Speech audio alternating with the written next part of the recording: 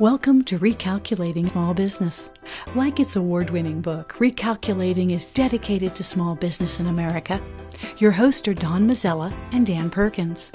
Don Mazzella is the editor-in-chief of the Small Business Digest. Dan Perkins is a registered investment advisor with 43 years' experience in managing money. Dan Perkins here, your co-host, along with Don Mazzella of Recalculating for Small Business. Our radio program is dedicated to you, helping the small business owners increase their profits. We draw our name from Recalculating, voted the best small business book of 2017 by the Independent Press. In this book, it features ways to grow your small business. Now, here's Don Mazzella. I'm Don Mazzella.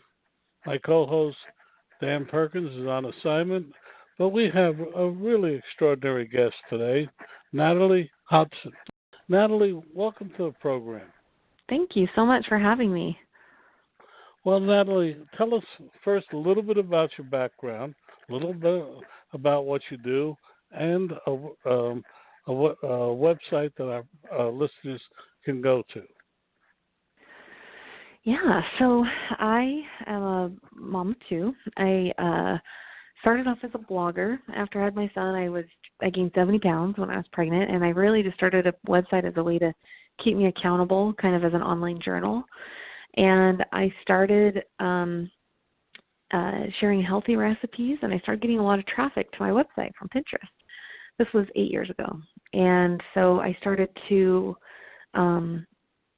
realize that, since I'm getting a lot of traffic, I might as well monetize this. I got certified as a trainer and wrote a series of ebooks, and they were doing okay. And then it was, I started to get frustrated one day because I started to realize, man, everything that we post on Instagram or on Facebook or online are these beautiful curated photos, but really, I'm not showing the real side of things, of motherhood, the struggle, the hard stuff. And I got frustrated one day, and I just pulled out my video camera and I started showing, I said, when I stand up tall, I have this six-pack, but when I bend over, I've got all this stretched skin, and I put it out there, and the video just went viral, went totally viral. We got, I think, 100 million organic views on that video.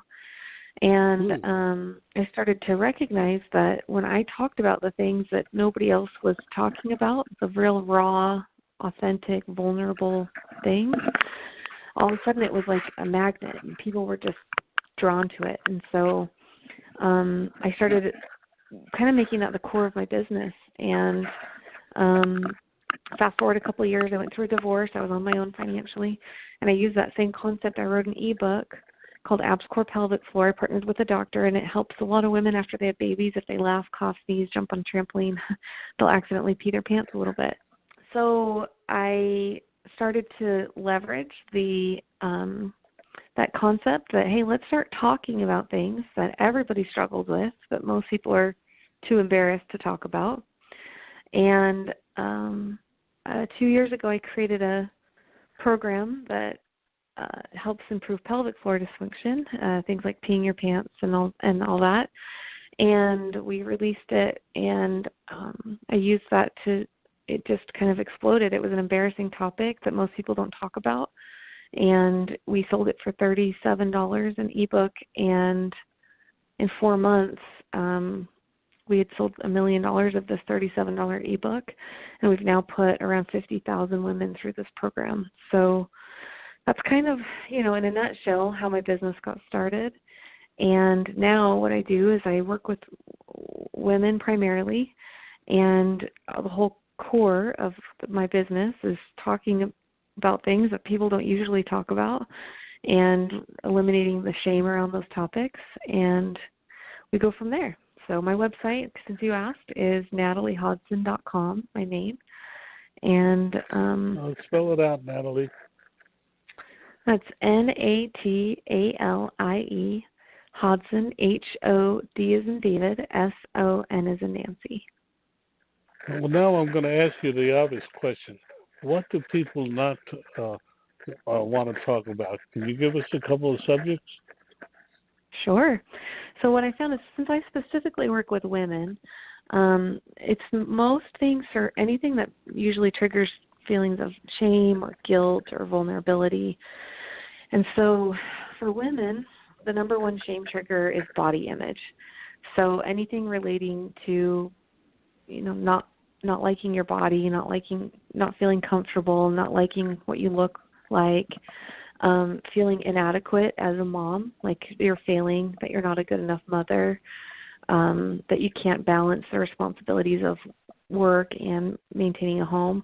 For men, typically, the number one shame trigger for men is not being able to provide. So if you start talking about some of those uncomfortable conversations, things like, maybe going through a bankruptcy or, getting fired from a job, kind of those types of topics, those are things that people don't usually talk about. And so what I try to do is create an environment where people are comfortable talking about these kind of topics that feel embarrassing to talk about. And what I found is that once I usually open up these conversations, all of a sudden, and I usually start it from my own perspective, all of a sudden it's like a magnet. People are drawn to vulnerability because they hear your story and they think, oh my gosh, me too. I thought I was the only one who felt that way or who struggled like that. And they begin to really trust you. And, from a business model, it's viable and smart because once people trust you, then they'll buy from you. But, you have to build that trust first. And I think one of the shortcuts to doing that is by opening up and not being perfect and being imperfect and really talking about some of those raw, vulnerable experiences.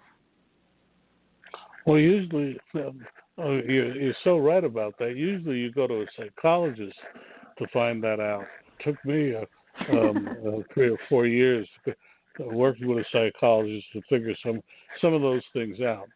It's okay not to be perfect, etc. But do you do it inside a room? How do you go about getting people comfortable in a setting? How do you do it? I just write, I share, I do blogs and I do videos, and then it's all facilitated through social media.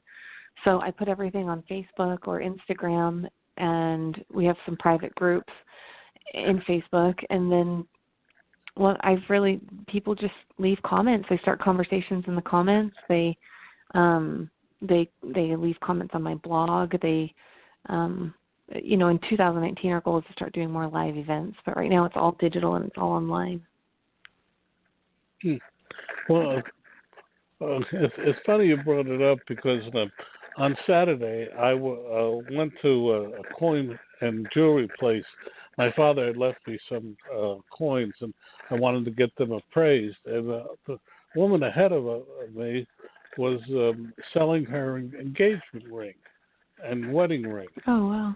And, and I can't tell you why, but it affected me greatly. The way she did it, which was very matter-of-factly, but the whole thing affected me greatly, and I can't tell you why, except, as I told my wife, it was, there's a whole lifetime of dreams, and she was disposing of it for $6,300, and it just really affected me. And I'm sure there's other things in life that affect you, but that's surprising. Having covered wars and a few other things, it's surprising what affects me today. But in your instance, you actually get people on a private group to share their innermost feelings? Or sure fears? Do. Yeah, I had a campaign a while back we called it the Own It campaign, and then people could write in with their stories. And my whole concept behind that was, there are a lot of things that we can't control in our life. I can't control maybe some, bad things that happen to me, or looking in the mirror, since body image is a hot topic for women. I can't have a smaller nose or longer legs, right?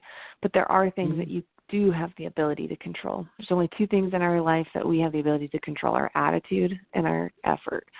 And so what I did is we, collectively made a conscious effort to say, look, like these things happen to me. I can't control that. And I could sit here and be angry about it or feel ashamed or feel guilt, or I can own it and then instead focus on the things that I do have the ability to change.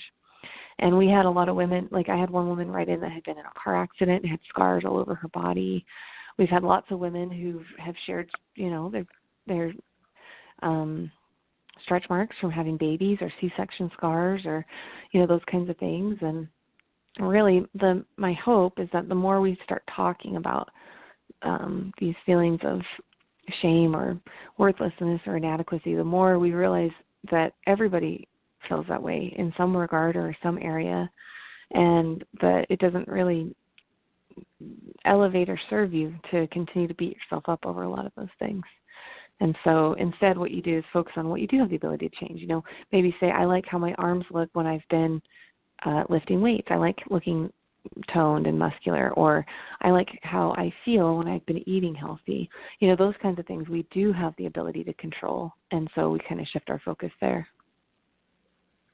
Well, then if you would mind extending, since this program is about small business, are you saying that the leaders of small businesses, if they show their vulnerability, they'll be able to get established? I don't want to put words in your mouth. What would you say? So I certainly think so now. Would I go showing photographs of your stomach on your business page? No, most definitely not. But I certainly think that if you can pull back the curtain, so to speak, and show some of the behind the scenes, both ends, the ups and the downs. If you look at any, famous characters, most people don't love the ones that appear to be perfect all the time, right? That's why we love rooting for an underdog, because you see the struggle, you see the hard times, and then you see them come out of that. So as a business owner, what I might do is, show behind the scenes, even if it's not a struggle, even if it's just giving people a glimpse into your world, right? So maybe show some funny things that happen, when you're taking somebody out on the golf course. Maybe you screw up or something, or you joke about how, you missed every putt on the golf course or something, or maybe show a staff meeting and kind of getting ready for it, or, let your audience really get to feel and know your company and your employees. And so it's not just a brand, but there's faces behind the brand.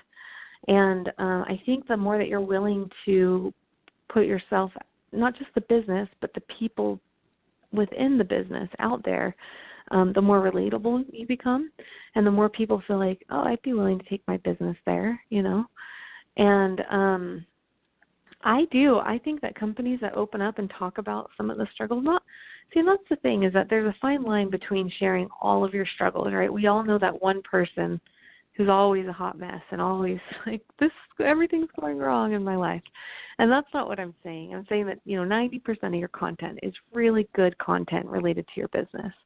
But then possibly like the other 10% is kind of pulling back the curtain and just showing that real, raw, authentic side. Like say on your radio show, for example, maybe you have a dip in ratings one month and you can't explain it. I think if you were to open up to your audience and say, this is a little embarrassing, or maybe feels a little uncomfortable for me to talk about, but I want to be transparent with you guys and let you know something that I'm struggling with. And I think that your audience could look at that and say, wow, like that was, here's the thing about vulnerability is that when you're the one being vulnerable, it makes you feel small and scared and maybe a little weak. But to everybody else, it looks brave and courageous. And so that's the thing, is that if you're about to say something and it feels scary or to you, that probably means you're right on the money, and that's probably exactly what you should be talking about. Well, I couldn't agree with you more. And if you go back over my programs, you'll discover I have shared some of my foibles and failures in life. Only because I've reached that point in life where you kind of accept. I'm 75, so when you kind of accept heck, you made mistakes in life and you survived. And Yep. in fact, I was on another program the other last week, and we were talking about learning to type, and I admitted when I went to high school, boys did not take typing, but I took typing only because that's where the girls were. But that's funny. It's funny but true. That's why I'm such a good typist. I happened to go to a high school that really taught typing the way it should be, and I'm good. But why did I do it? Because there were girls there. But that's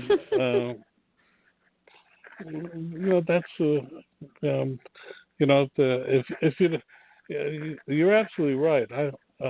Years ago I would not be able to share, as you said, some of the things that I've made mistakes on, or even recognize them as mistakes. That's the other side of this question.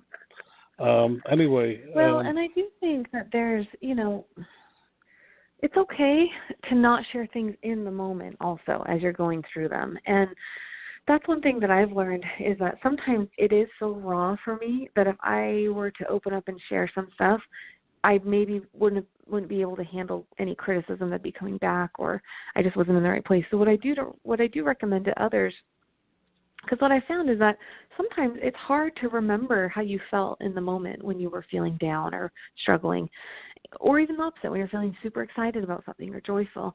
And so what I suggest to people is that in that moment, when you're feeling, vulnerable, scared, whatever, write down those emotions.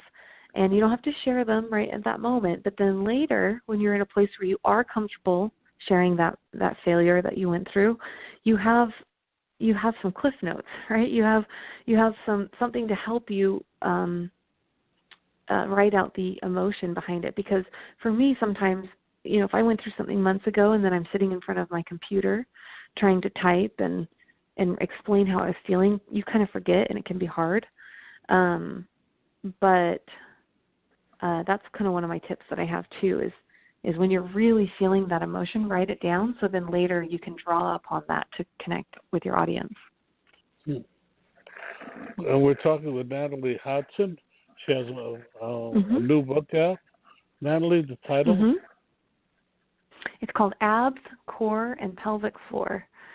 And so it helps women, especially after they've had babies, to improve, or men who have had prostate cancer and things, to help with pelvic floor prolapse, meaning if you accidentally pee your pants and things, it will improve that condition. And then it also helps improve your ab muscles as well after having a baby. Okay. Natalie, in a couple of minutes that we have left, what are two or three things you would recommend to a leader of a small business?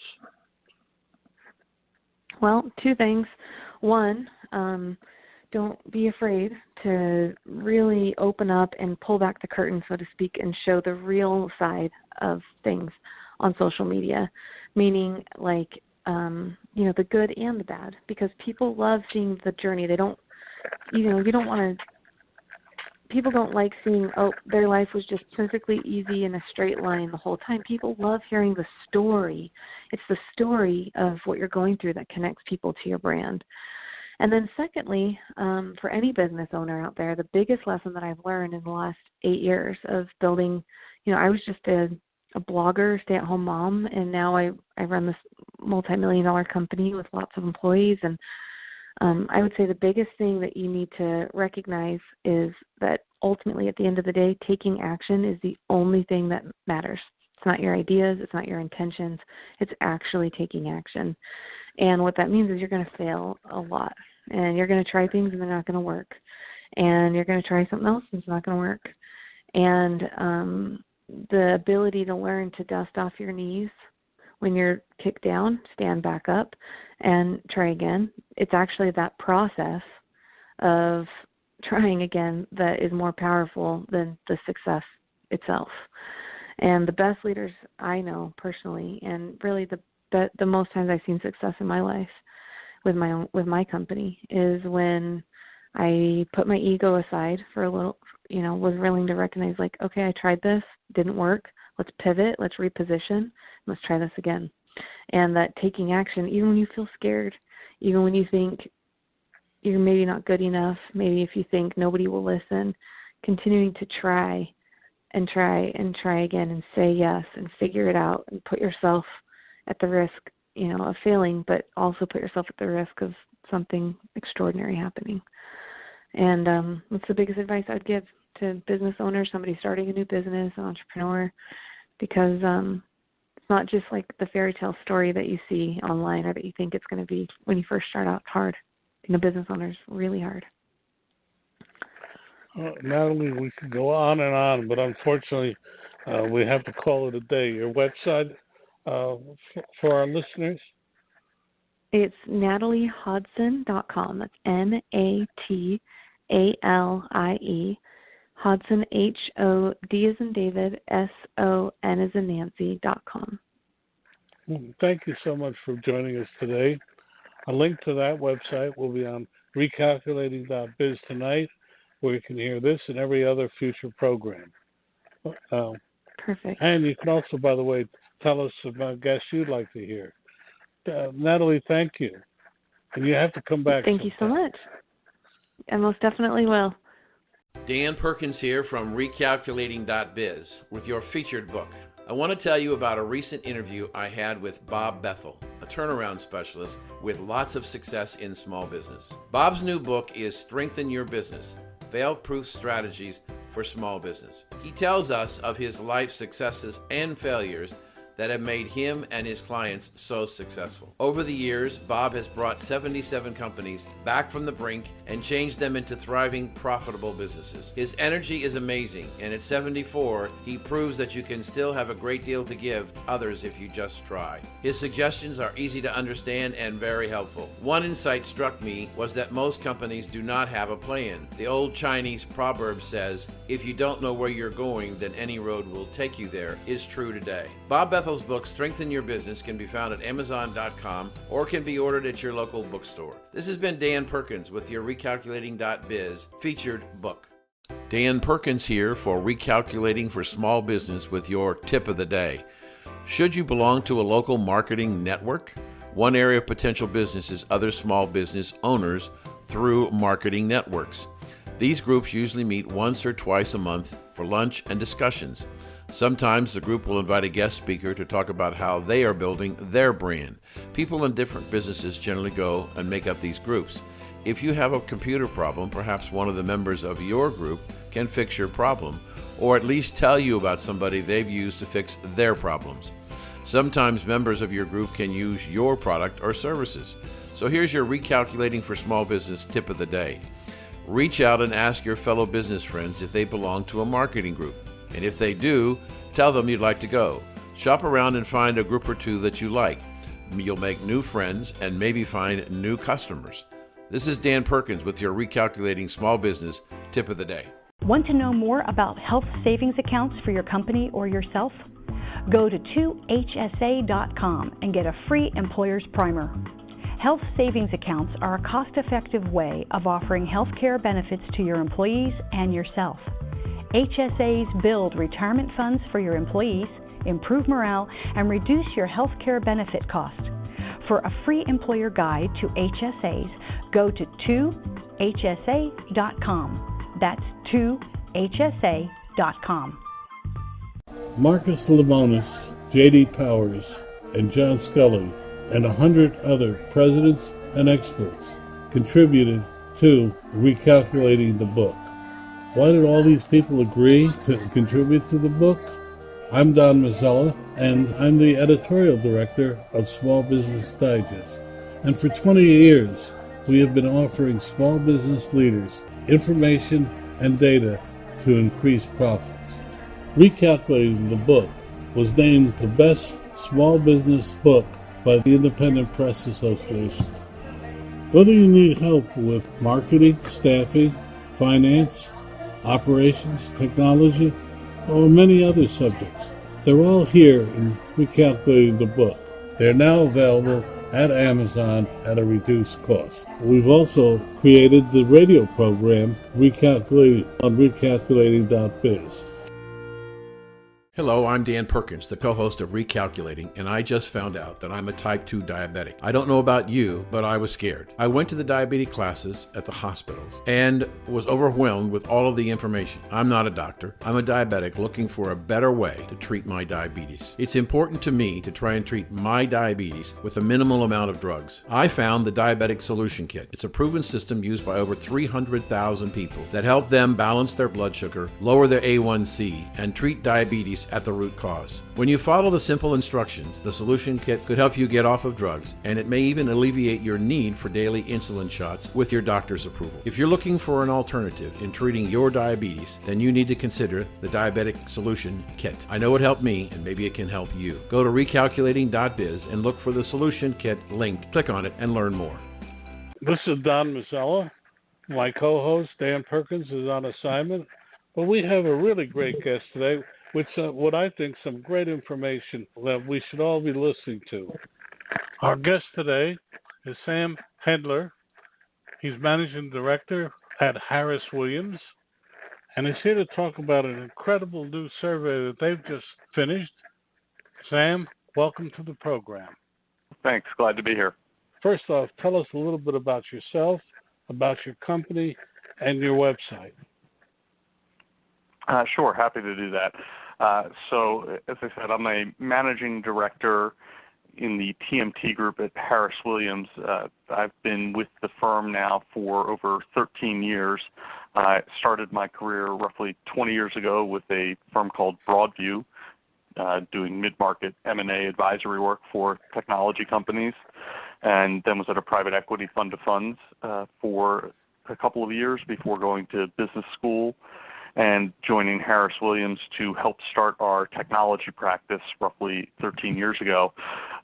Harris Williams as a firm is more than 300 people focused on one thing and one thing only, and that's providing high-quality M&A advisory services to companies throughout the middle market. And our website is harriswilliams.com, which is HARRISWILLIAMS.com. And you have a new study out. We do.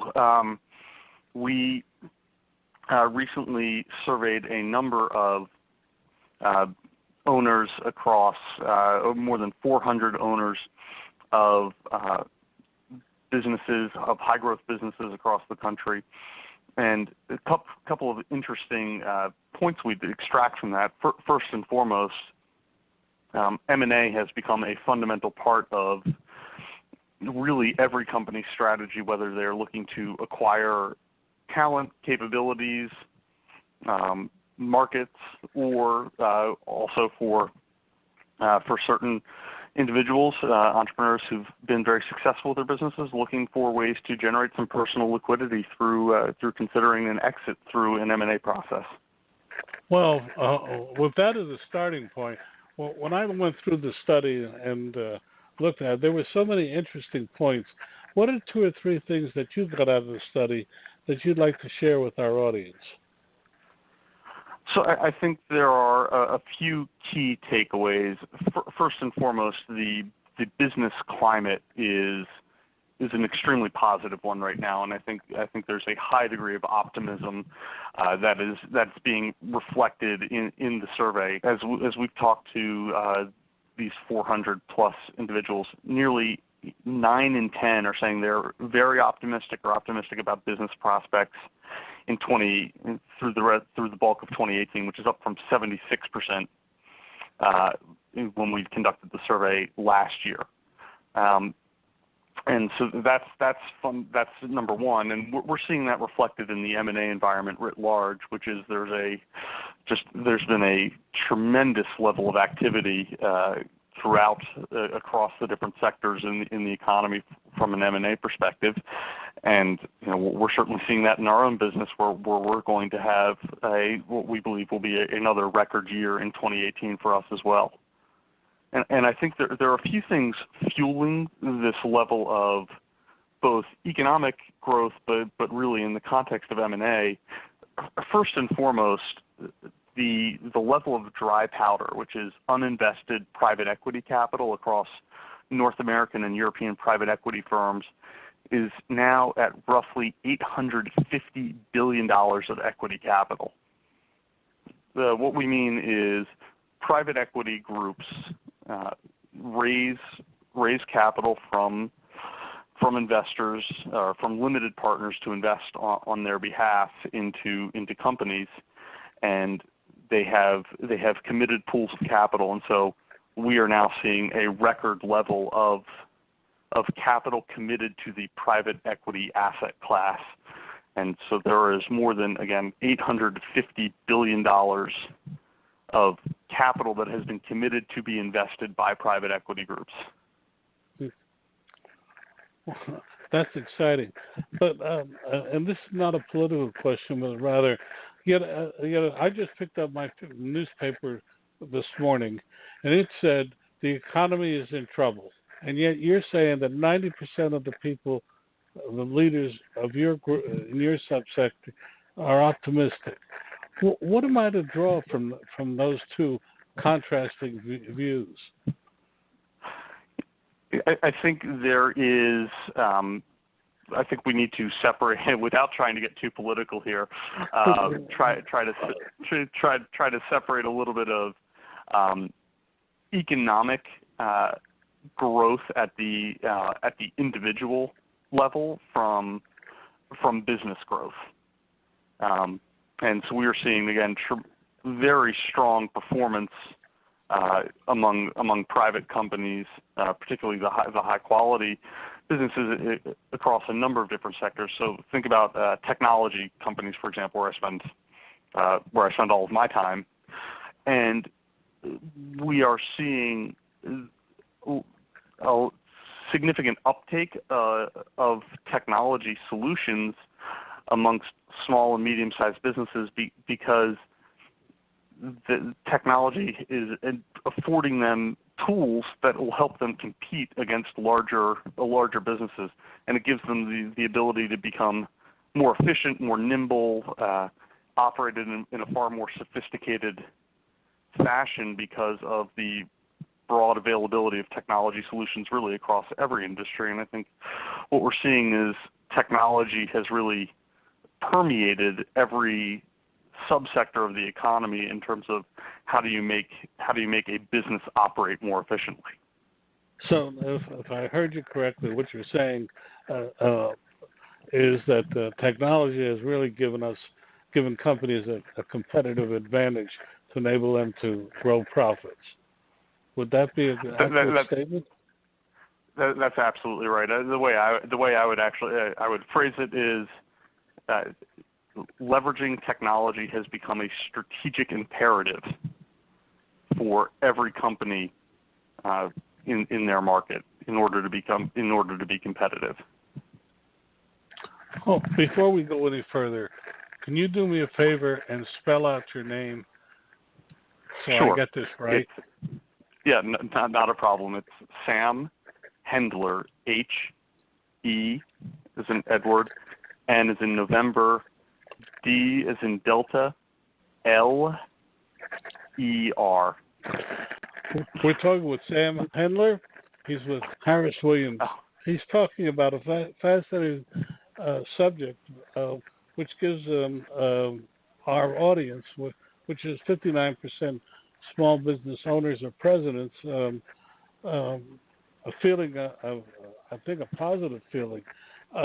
Sam, would you continue and give some of the other things that came out of your survey?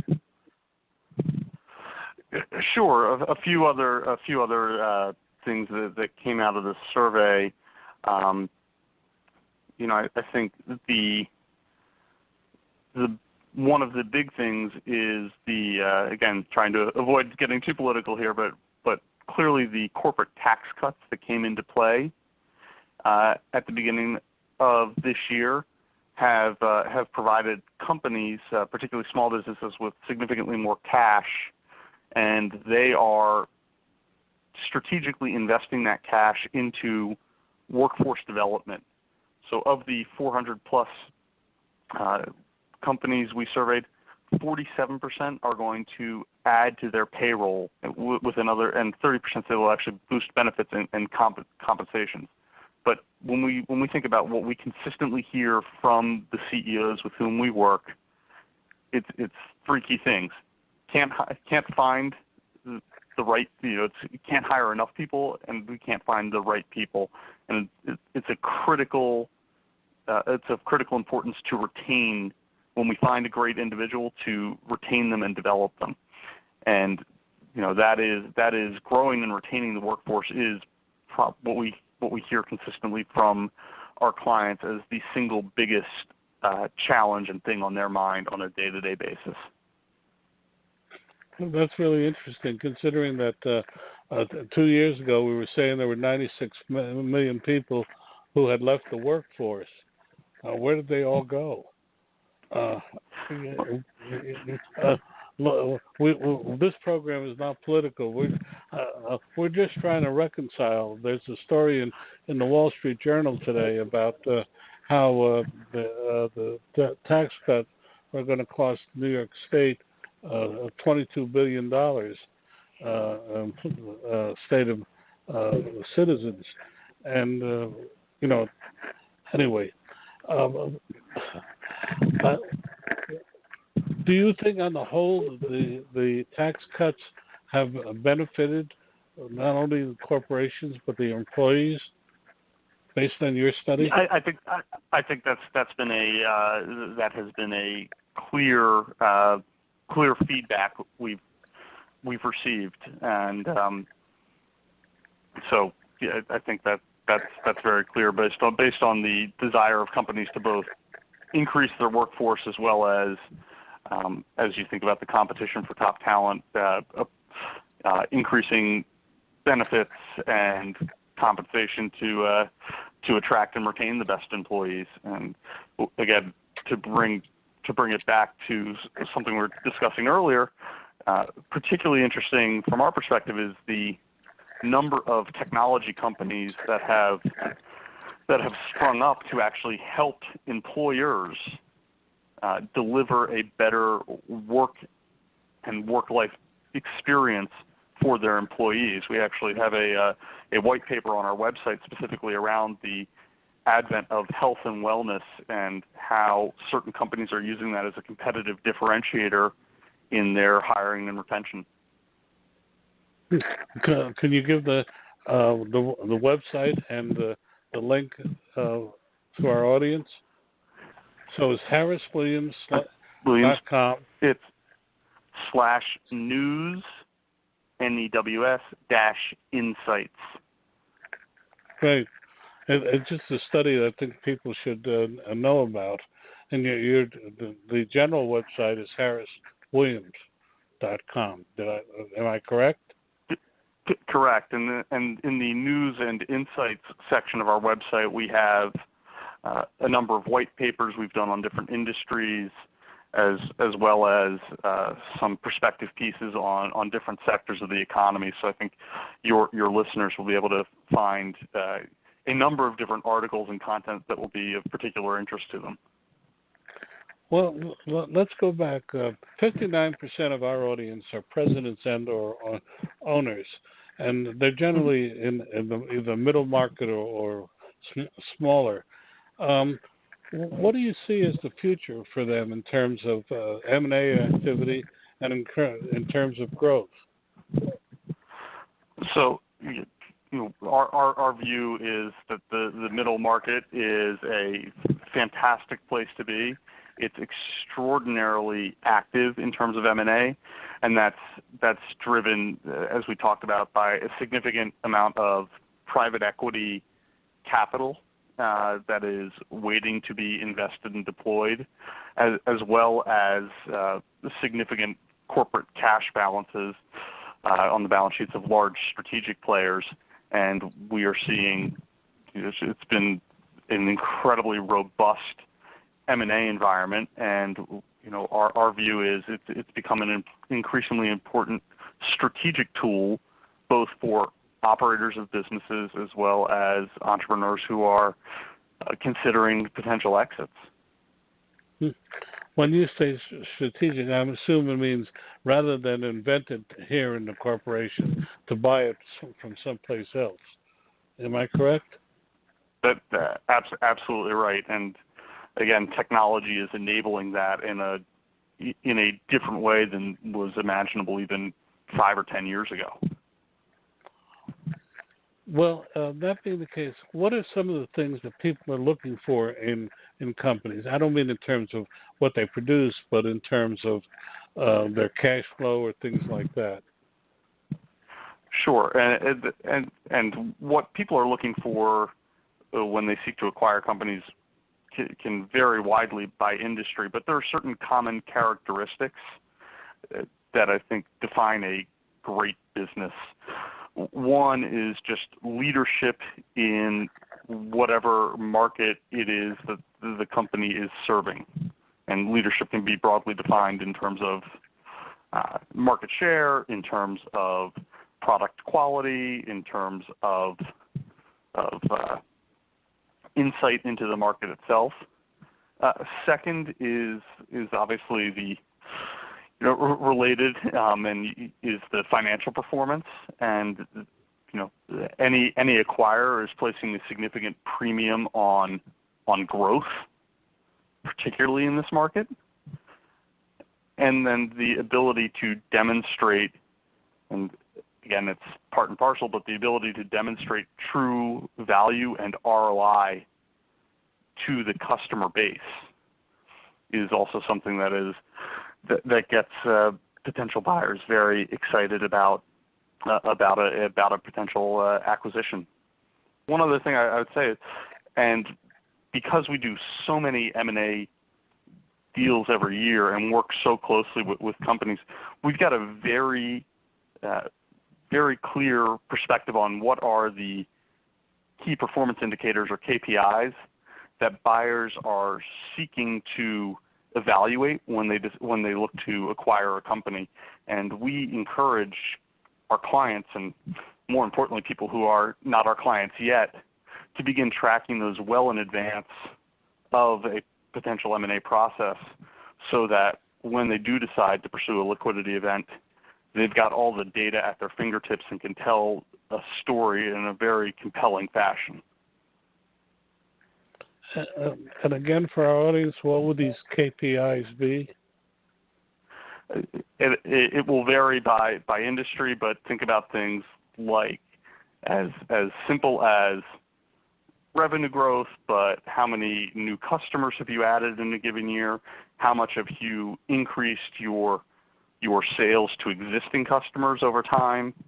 How have you managed your employee retention? How have you expanded your addressable market? It's a number of different factors, but again, we work very closely with companies, and we like to work with them well in advance of them becoming a client to help them really think through what are the key metrics and statistics they should be tracking for their specific business.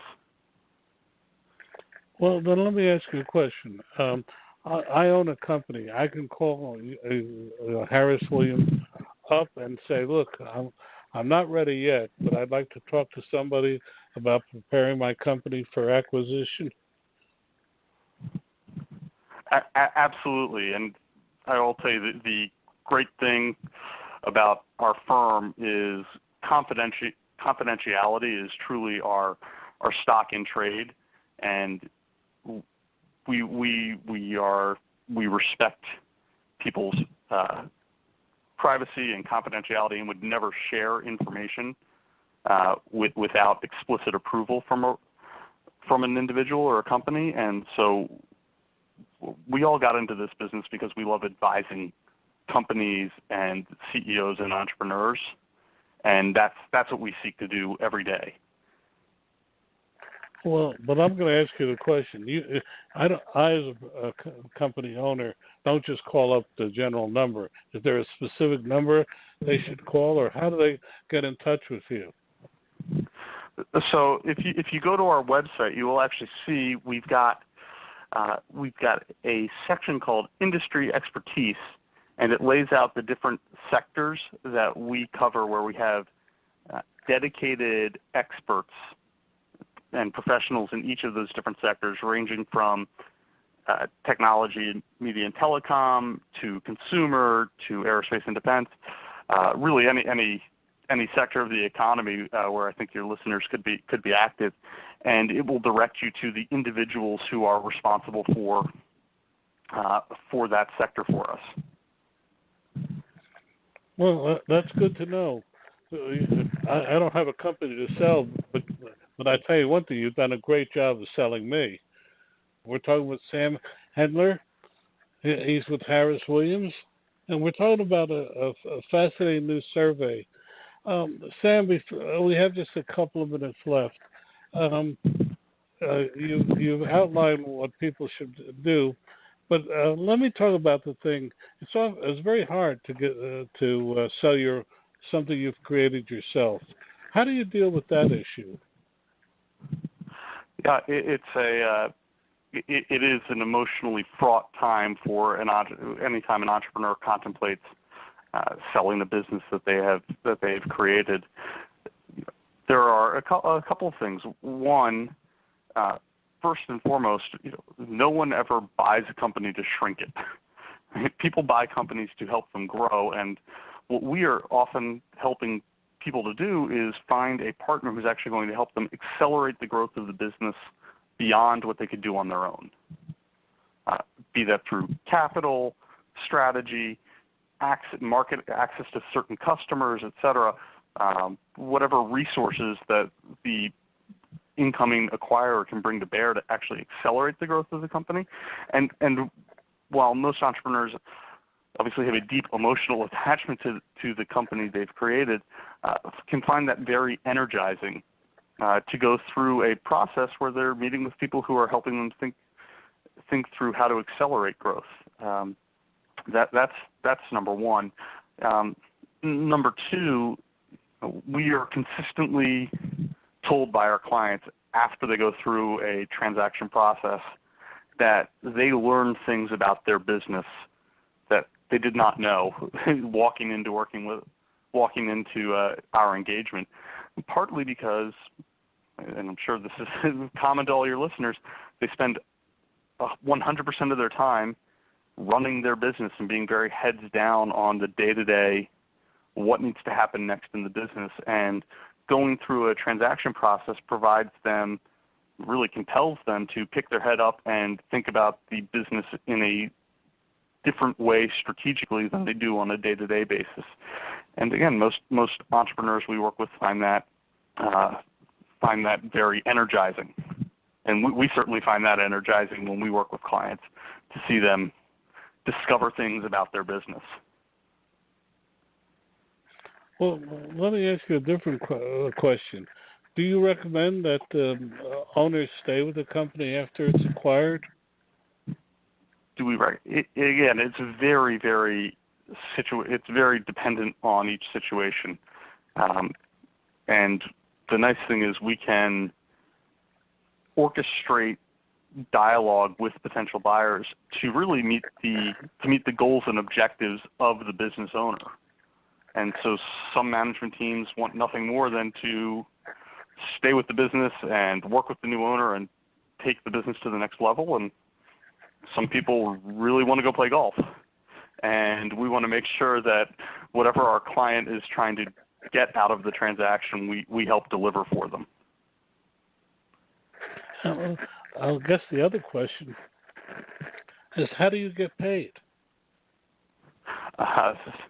So our model is we only get paid when a transaction closes because we want our incentives to be 100% aligned with those of the shareholders we're representing. And we typically get paid a percentage of the transaction value. That's always good to know. So you don't demand an upfront fee or anything like that beforehand? Correct. Okay. Well, Sam, we only have a minute left.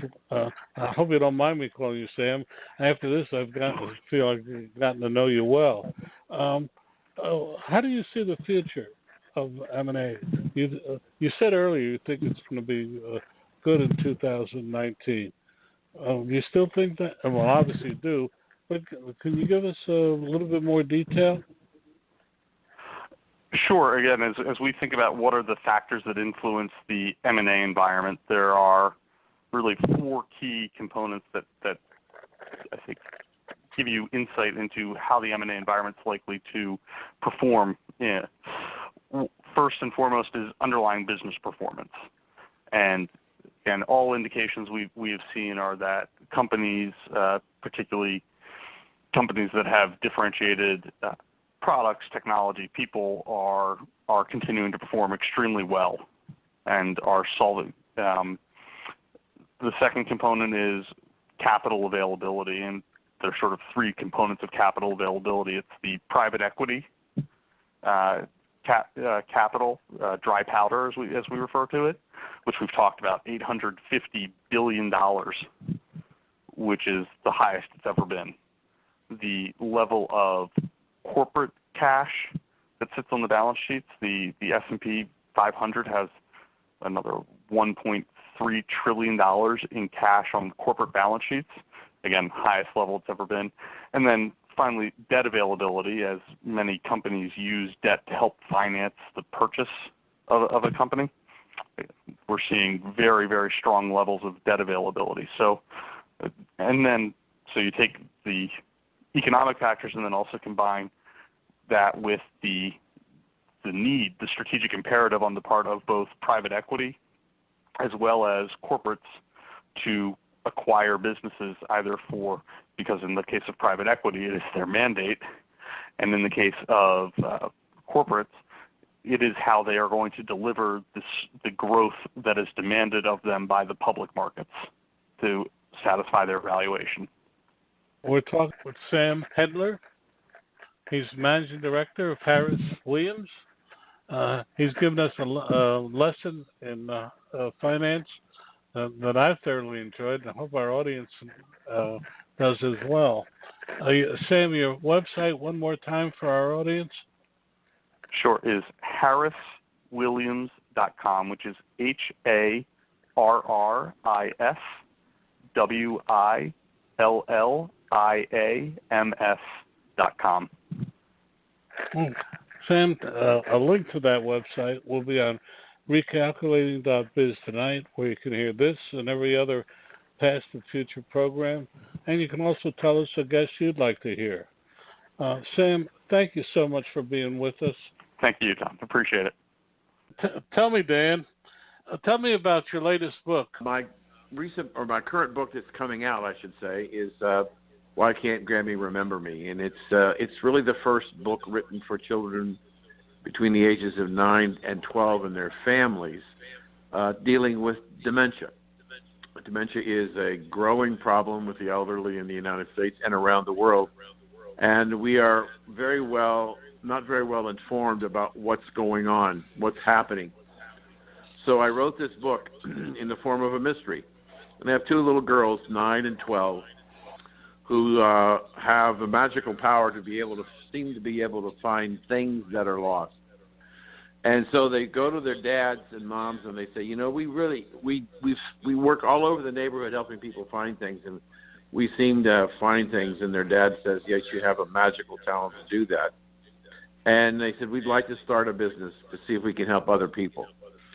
So they decided to start a business. The two girls' names are Hudson and Charlotte, and they start H&C's Lost and Found. If you've lost it, we find it. And so they build a business, and they convince the dads to build them an office and a treehouse in the backyard, and they get busy making posters and flyers trying to get customers, and their dads take them downtown, and they put them in the windows and on the telephone poles and light poles, and they go home, and first week goes by and nobody comes, and the second week and third week and nobody comes. They're really, really dejected, and the fourth week comes, and there's a knock at the door, and they walk over and open the door, and there's a young man standing there, with one of their flyers in his hands. And he says to them, my dad says the reason why my Grammy can't remember me is because she's lost her memory. And your flyer says you find things that are lost. Can you find my Grammy's memory? Well, they don't know anything about memory. So they take his name and they go see their dads to see what can happen. And the story evolves into how they learn about what dementia is and what's going on in the body when somebody has dementia. And then they decide, while they can't find their customer's memory, they can help him build the tools to retain her in his memory. And so at the end of the book, there are about 10 to 12, 13 things that families can do together to work on to preserve the memory of Grandma and Grandpa so that generations can know who these people were. And that's the story. What a great book. When will it be available, and how can people get it? Well, it'll be available on Amazon.com. A lot of people who have read it, who've had moms and dads that have been stricken with Alzheimer's or dementia, tell me that they really now begin to understand what's happening in Grandma's brain. And we took a different approach. Rather than do the typical brain cross-section, I work with the artist, and we design highways in the brain. And there's a brain of one of the little girls and the brain of Grammy. They both have highways, roads, but the girl's brain, everything is green and go. Grammy's brain is full of no left turns, do not enter, stop, no right turns.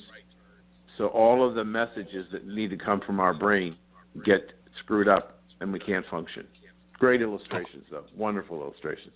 Well, say goodbye, Dan. All right. Time for us to go. Thank you for joining us. And by the way, if you didn't hear all of today's show, you can go to recalculating.biz, and you can pick up this show and past shows to expand your knowledge as becoming more successful entrepreneurs. Thank you for joining us, and we'll talk to you next week. Dan Perkins here from recalculating.biz with your small business tip of the day. Small business funding is easier these days thanks to a new breed of lender called fintech lenders. These internet-based lenders cut the time between applying for funds and getting the funds to just hours instead of months. They also make it easier to repay your loans, but their costs might be a little higher for their service. The next time you need dollars for your small business, try them. You might like the change. I'm Dan Perkins for recalculating.biz and your small business tip of the day. Dan Perkins here from recalculating.biz with your small business tip of the day. Do you audition new hires, especially for social media and other creative skill jobs? Actors audition for parts in plays, TV shows, movies, even commercials. If you're going to expand your social media footprint and you're thinking about hiring your own social media manager, then why not audition the applicant for the job? People can speak the lingo, but can they walk the walk? You have a right to see what they can do. When a graphic artist applies for a job, they bring in a portfolio of their work. So when you're auditioning your social media person, have them make a presentation of their success. So here's your recalculating.biz tip of the day. Have the potential candidates for a social media job go to your website and have them make a presentation to you what they would change about your site and what the changes would do in terms of new customers and sales. A picture can be worth 1,000 words. This is Dan Perkins with your recalculating.biz small business tip of the day. Dan Perkins here with your recalculating.biz small business tip of the day. Are you having trouble growing your business? Do you have a mentor? Sometimes running a small business can be overwhelming. You need a mentor. A business mentor can help you in many facets of your business. So here's your recalculating.biz small business tip of the day. The SBA has a free program called SCORE. These individuals give of their time and share their experiences to create the next generation of small business owners who help grow the American economy. SCORE is the nation's largest network of volunteer expert business mentors. It provides free and confidential business consulting. These volunteers will work with individuals on starting a business, solving business problems, and growing a business. Visit www.score.org and you may just hit a home run. This has been your Recalculating Small Business Tip of the Day. I'm Dan Perkins. Thank you for joining us on Recalculating. We hope the information you received on today's episode was helpful to you in starting and growing your business. Please go to our website, recalculating.biz, to contact us, to listen to past shows, and see special offers. Until next time, remember, if you grow, we grow. Join us next week for more helpful ideas to make your business a great success. Recalculating, a program designed to help you be successful.